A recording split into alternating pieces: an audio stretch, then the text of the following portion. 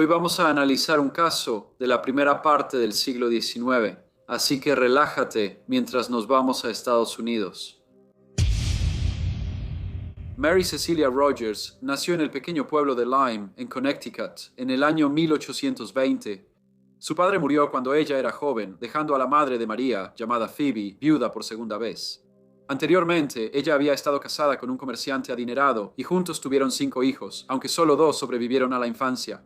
Tras la muerte de su segundo esposo en 1837, la señora Rogers y su hija María, que ya tenía 17 años, se mudaron a vivir con la hermana de la señora Rogers en Nueva York. Fue una época difícil para ella, ya que necesitaba ganar dinero para mantenerse a sí misma y a su hija, y aunque las cosas en Estados Unidos estaban cambiando a mediados de la década de 1830, menos del 10% de las mujeres tenían trabajos fuera del hogar. María se convirtió en una joven hermosa. No solo era muy atractiva, también se comportaba de manera muy digna, así que no fue una sorpresa para quienes la conocían. Los jóvenes caballeros siempre intentaban conocerla. Se le acercó un dueño de una tienda de cigarros llamado señor John Anderson. Él le pidió que fuera a trabajar para él en su tienda. Al principio, la madre de María no estaba de acuerdo en que su hija trabajara en la tienda, especialmente porque la mayoría de los clientes eran hombres. Pero finalmente aceptó, y pronto María estaba ganando un salario generoso.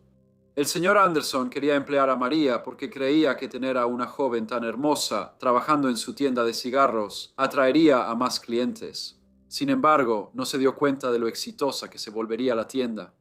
Los clientes acudían en masa, todos con la esperanza de ver a María. Un caballero quedó tan cautivado por su belleza que escribió un poema que hablaba de su sonrisa celestial y sus ojos como estrellas. El poema fue publicado en el New York Herald. Después de esto, aún más caballeros visitaron la tienda de cigarros del señor Anderson. Entre ellos se encontraban figuras literarias notables como James Fenimore Cooper, Washington Irving y Fitz Greene Halleck. Sin embargo, los clientes que frecuentaban la tienda del señor Anderson se sorprendieron cuando, en octubre de 1838, Mary desapareció repentinamente. Su desaparición fue reportada en los periódicos, uno de los cuales afirmó que su madre, la señora Phoebe Rogers, había encontrado una nota de suicidio escrita por Mary y, al leer la nota, el forense local concluyó que ella tenía una determinación fija e inalterable de quitarse la vida. Su desaparición estaba causando mucha discusión entre los caballeros de Nueva York, pero unos días después, la señorita Mary Rogers apareció viva y sana. Aparentemente solo había ido a visitar a una tía que vivía fuera de la ciudad. Algunos periódicos describieron todo el evento como un engaño diseñado por el señor Anderson para obtener aún más publicidad para su tienda de cigarros. Extrañamente, después de que regresó, su comportamiento cambió. Ya no era la joven alegre que atendía a los clientes con una linda sonrisa. Seguía trabajando duro, pero parecía más reservada y a veces bastante seria. Empezaron a circular rumores de que la habían visto con un caballero alto y apuesto cuando supuestamente estaba visitando a su tía. Para entonces, la señora Phoebe Rogers había alquilado una casa de huéspedes, así que María dejó el empleo del señor Anderson y en su lugar trabajó junto a su madre. Por supuesto, muchos de los huéspedes que venían a quedarse quedaban cautivados por María.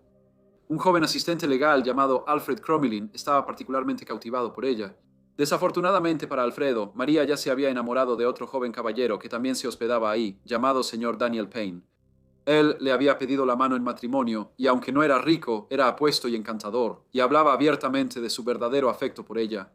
Desafortunadamente, la madre de María no estaba contenta con ese compromiso.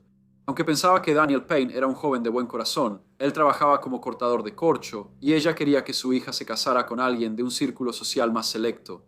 Ella sabía que María tenía muchos pretendientes y esperaba que se casara con un caballero que pudiera mejorar la situación de la familia. El domingo 25 de julio de 1841, María fue a la iglesia. Después del servicio, le dijo a su prometido que iría a visitar a una pariente llamada señora Downing, que vivía en la calle Bleecker. El señor Payne respondió que iría a la casa de la señora Downing más tarde esa noche para acompañarla a casa. Sin embargo, a medida que avanzaba el día, una tormenta incesante cayó sobre Nueva York. La lluvia era tan fuerte que Daniel Payne pensó que Mary no querría regresar, así que no fue a buscarla. Al día siguiente, la tormenta se había despejado y el sol brillaba. La señora Rogers esperó pacientemente a que su hija regresara a casa, pero a medida que avanzaba el día, Mary no volvió. Cuando el prometido de Mary, Daniel Payne, llegó a la pensión después del trabajo, la señora Rogers le dijo que Mary aún no había regresado a casa. Para ese momento, ella ya estaba muy ansiosa por el paradero de su hija. El señor Payne fue de inmediato a la calle Bleecker, la casa de la señora Downing. Cuando llegó, la señora Downing se sorprendió por su visita. Le dijo al joven que no había visto a Mary y que no esperaba verla el día anterior. No había recibido noticias de ella en un tiempo y no tenía idea de dónde podría estar. El señor Payne salió de la casa de la señora Downing y caminó por Broadway. Le preguntó a todos los que conocían a Mary si la habían visto, pero nadie la había visto. Luego regresó a la casa de huéspedes y le dijo a la señora Rogers que Mary no estaba en ningún lado. Ahora, ambos muy preocupados, informaron a la policía que la señorita Mary Rogers estaba desaparecida. 3 días después, el miércoles 28 de julio, 3 hombres que paseaban cerca de la cueva de Sibyl en Hoboken vieron algo flotando en el río. Decidieron intentar averiguar exactamente qué era, así que subieron a un bote de remos y remaron hacia el objeto. Sin embargo, se horrorizaron bastante cuando descubrieron que el objeto misterioso era en realidad el cuerpo de una mujer joven. Los hombres lograron subir el cuerpo al bote y llevarlo a la orilla. Aunque el área normalmente no era frecuentada por muchas personas, la noticia del cuerpo encontrado en el río pronto se difundió y una gran multitud se reunió para verlo. Uno de ellos fue el señor Alfred Crommelin, y él confirmó que la joven era la señorita Mary Rogers. El cuerpo fue llevado para ser examinado por el patólogo, quien realizó una autopsia. Pronto descubrió que el rostro de Mary había sido golpeado. También había una cuerda atada alrededor de su cintura y un pedazo de encaje, evidentemente arrancado de su vestido, estaba amarrado alrededor de su cuello. Había marcas de cuerda en sus muñecas y parecía que había sido agredida sexualmente. El Dr. Cook concluyó que la señorita Mary Rogers fue asesinada y que su ropa había sido retirada durante la agresión. Luego fue asesinada y vestida antes de ser colocada en el agua. Dijo que el nudo atado en el sombrero era rudimentario y que lo habría hecho un marinero, no una joven delicada. De nuevo, Mary Rogers se convirtió en noticia de primera plana en todo Nueva York, con historias sobre la bella cigarrera que había sido brutalmente asesinada apareciendo en todos los periódicos. Por supuesto, la prensa especuló sobre quién podría haber sido responsable de este terrible crimen. Su prometido, Daniel Payne, parecía el sospechoso más obvio. Se sugirió que, como la señora Phoebe Rogers no lo consideraba lo suficientemente bueno para su hija, él pudo haber matado a Mary en un arranque de ira. Algunos periódicos pensaban que era más probable que Mary hubiera sido víctima de un ataque al azar. La investigación policial fue lenta. En ese momento, Nueva York era una ciudad en rápido crecimiento, con una población de 320.000 habitantes. Sin embargo, a medida que la población aumentaba, la fuerza policial no lo hacía y la ciudad solo contaba con una guardia nocturna, 100 alguaciles municipales, 31 agentes y 51 oficiales de policía. Daniel Payne les había dicho que el domingo 25 de julio había estado bebiendo la mayor parte del día y también había estado con familiares. Su coartada fue confirmada por varias personas. La policía arrestó a otros sospechosos, todos los cuales tenían coartadas. El señor Joseph Morse se había alojado por un tiempo en la pensión de la calle Nassau y anteriormente ya era conocido por la policía. Él les dio una declaración algo contradictoria, pero los oficiales no pudieron encontrar ninguna evidencia en su contra. Otro huésped anterior de la pensión de la señora Phoebe Rogers era un marinero. Pero, de nuevo, la policía no pudo encontrar ninguna evidencia en su contra, aparte de que era un marinero, así que sabía cómo hacer nudos marineros y los patólogos habían dicho que el agresor o los agresores podrían haber sido marineros. La prensa continuó informando sobre el caso, pero como no se descubrieron nuevos sospechosos, era más una mezcla de especulación y rumores, y artículos que describían cómo la policía no había realizado una investigación particularmente exhaustiva. En septiembre, se descubrió la ubicación del lugar donde la señorita Rogers había sido atacada, en los bosques alrededor de Hoboken. Unos adolescentes encontraron una bufanda de seda, una enagua, una sombrilla y un pañuelo de dama con las iniciales M.R., informaron a su madre, una señora llamada Frederica Loss, quien administraba una taberna cercana llamada Nick Moore's House. La señora Loss informó a la policía sobre el hallazgo y cuando la interrogaron, dijo que recordaba que una pareja joven había cenado en la taberna el 25 de julio y que por la noche escuchó lo que pensó que era el grito de una mujer, pero después de ir a la puerta para mirar afuera, concluyó que el ruido debía haber sido de un animal. Sin embargo, estaba bastante segura de que la joven a la que había atendido era la chica asesinada, la señorita Mary Rogers. La policía inspeccionó el lugar donde se creía que la señorita Mary Rogers había sido atacada. Encontraron que el pasto alto estaba aplastado y había evidencia de que había ocurrido una pelea. También había una especie de rastro que conducía al río, que pudo haber sido hecho al arrastrar el cuerpo de la joven a través del pasto. Cuando le mostraron los objetos a la madre de Mary, ella confirmó que todos habían pertenecido a su hija. La policía hizo todo lo posible por tratar de averiguar la identidad del hombre misterioso con el que se había visto a Mary en la taberna de la señora Loss. Circularon rumores de que era un oficial naval, pero no había pruebas que respaldaran esto. Creían que la madre de Mary, la señora Phoebe Rogers, sabía mucho más sobre el amorío secreto de su hija de lo que estaba dispuesta a admitir. Aunque Daniel Payne tenía una coartada para el día en que Mary fue asesinada, muchos todavía lo consideraban sospechoso. Desde su muerte, él había empezado a beber mucho e incluso afirmó que había visto su fantasma. El 7 de octubre viajó en el ferry a Hoboken, se detuvo en la taberna de la señora Loss, tomó unas copas y luego se dirigió al lugar donde Mary había sido asesinada. Se sentó en el pasto, donde bebió láudano y murió. Dejó una nota en su bolsillo que decía: «Que Dios me perdone por mi vida malgastada». Algunas personas concluyeron que esto era sin duda una confesión, que en realidad había asesinado a su prometida, la señorita Mary Rogers, mientras que otros pensaban que se había vuelto loco. Para entonces, la policía ya no tenía más sospechosos, y el caso de la bella cigarrera ya no aparecía en los periódicos. La gente de Nueva York ya había pasado a otras historias. Todavía había teorías ocasionales, principalmente sobre cómo la señora Loss había llegado a poseer los objetos que habían pertenecido a Mary. Algunos creían que sus hijos adolescentes habían encontrado los objetos poco después de que se descubriera el cuerpo, pero la señora Loss decidió quedarse con ellos hasta que la policía anunciara una recompensa por información que pudiera llevar a una condena en el caso. Sin embargo, todo esto no era más que especulación y no había pruebas concluyentes que lo respaldaran. Un año después, cuando ya hacía mucho que se había dejado de hablar del asesinato de Mary Rogers, un accidente insólito reavivó el interés en el caso, ya que la señora Loss fue accidentalmente herida de bala por uno de sus hijos.